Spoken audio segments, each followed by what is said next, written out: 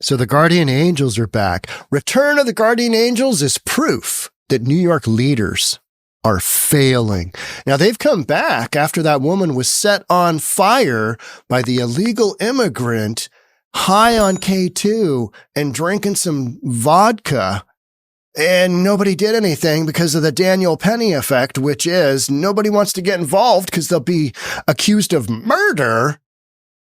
This brings into play the Guardian Angels. Let's talk about it. Here we go. Here, Vigilante group known as the Guardian Angels are returning to the New York City subway system. The move comes in the wake of a woman's death after she was lit on fire days before Christmas. Founder Curtis Sliwa telling the New York Post on Sunday, since the woman's murder, hundreds of citizens have asked to join the Guardian Angels.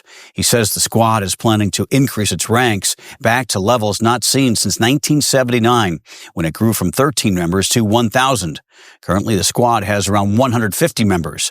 The Angels' strategy will focus on performing wellness checks on homeless people and those with mental health issues.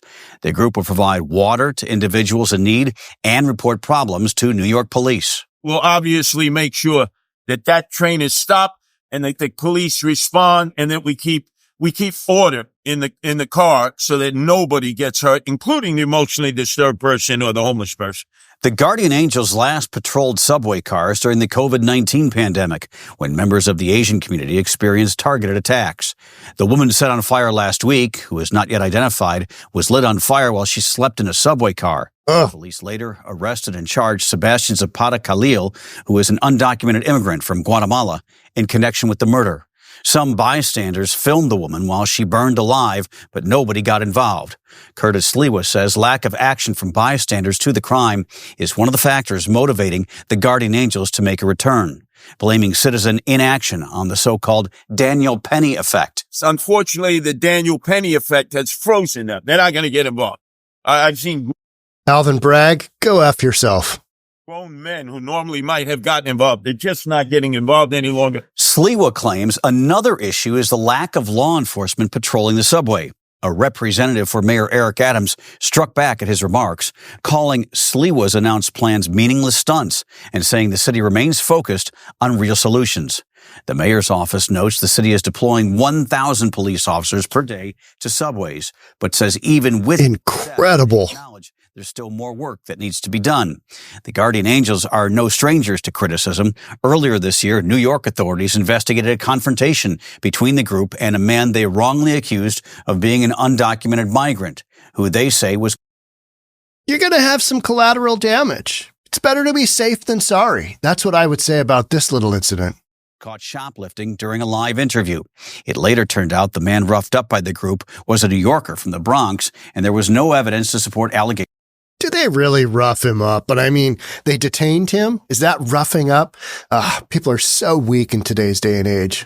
I remember as a kid, the Guardian Angels existing and kind of exploding in popularity.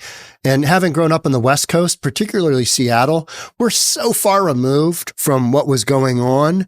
But, you know, we had TV to watch, I read a lot, even back then, I read a lot of news stories and I'm like, hey, this is a lot more exciting than what's going on in Seattle.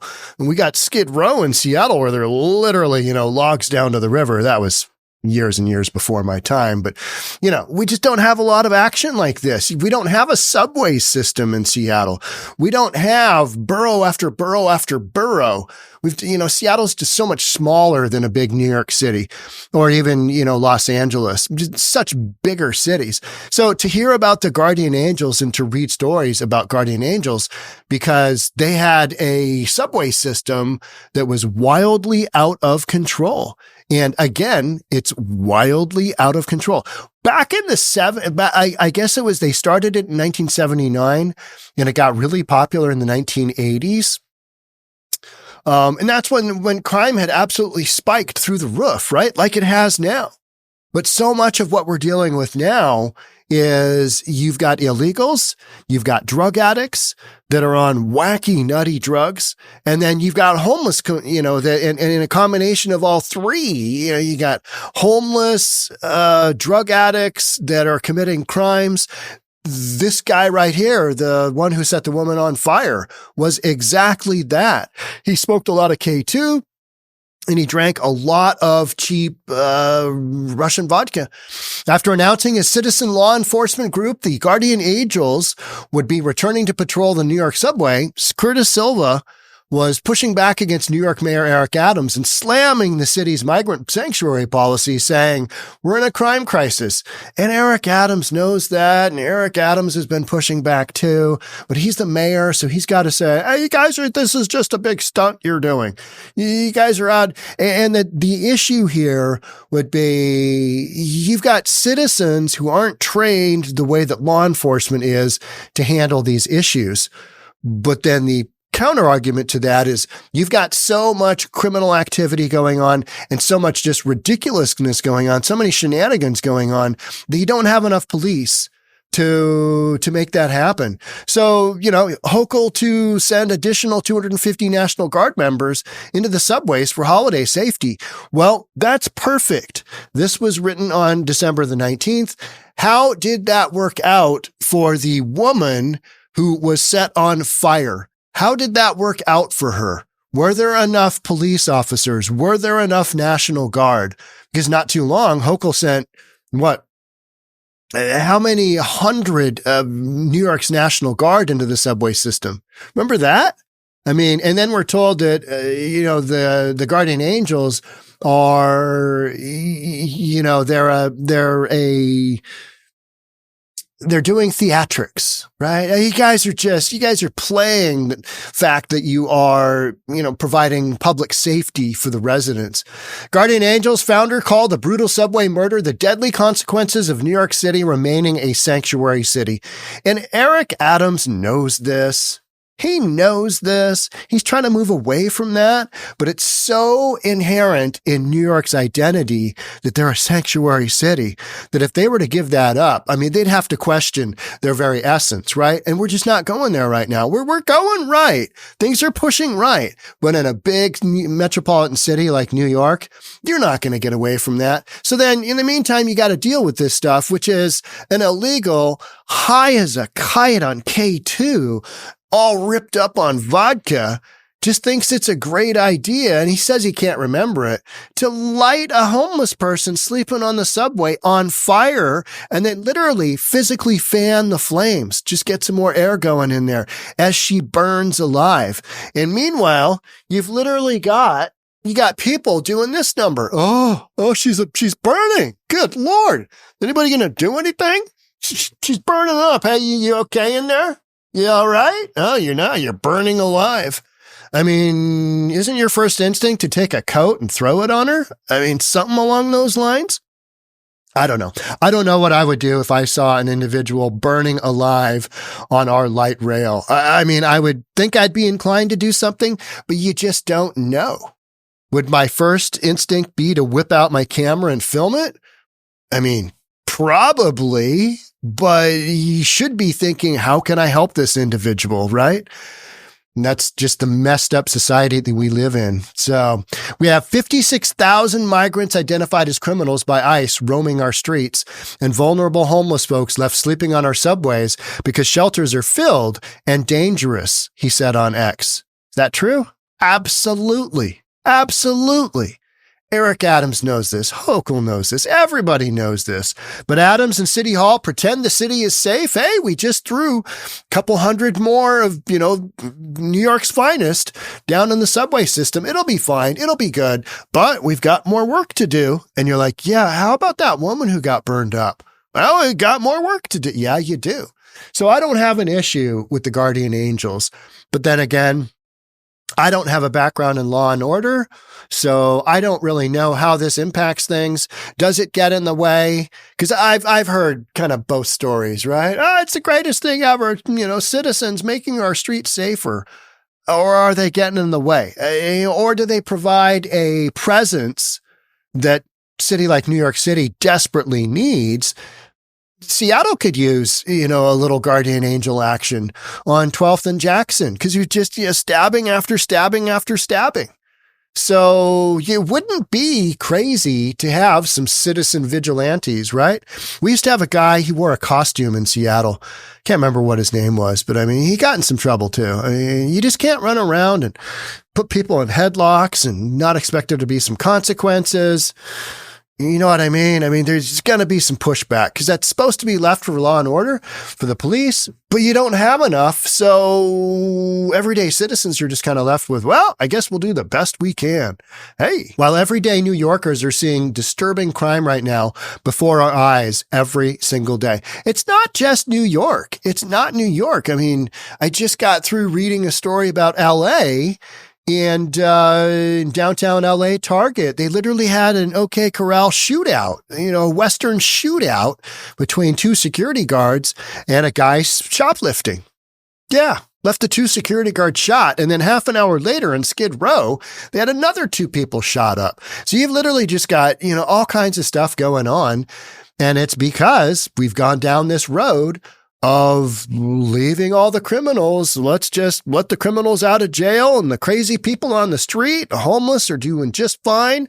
All the drugs in the world, go for it, guys. This will be fine. This is great. We have compassion for you. And then here we are. Oh, hey, this isn't working out. It's okay. We've got more work to do, but we got a control on it. We've got a control on it. That's what City Hall and that's what the governor and that's what the mayor are saying. Recognizable by their distinctive red berets and jackets. That's what I remember, the red beret. Sliwa founded the Guardian Angels in 1979, and the group became a regular presence in the subway during many of the city's most crime and homicide-ridden years. Currently, murders in the New York City subway are up by 60%, but we're told crime is going down.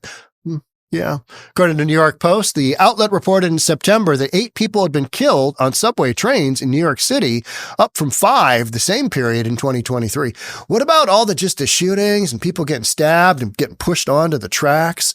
I mean, we're going to have to increase our numbers, increase the training, and increase our presence as we did back in 1979. We went from 13 to 1,000 within a period of a year. That's a lot of folks.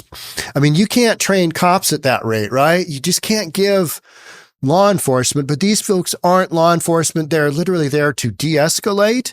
But when you're dealing with, people with mental issues and the homeless and illegals who don't necessarily speak the language and who just, they feel like anything goes because anything has gone in a sanctuary city because that provides some extra protection. The need is here now. Once again, we're going to step up. We're going to make sure we have a visible presence, just like we had in the 70s, 80s, and 90s. All right. Okay. I mean, in the back of my head, I'm like, go for it, guys. This sounds amazing. How many, people will Guardian Angels save? I don't know. Is this amazing? Let me know in the comments. If you are law enforcement, does this help or hurt?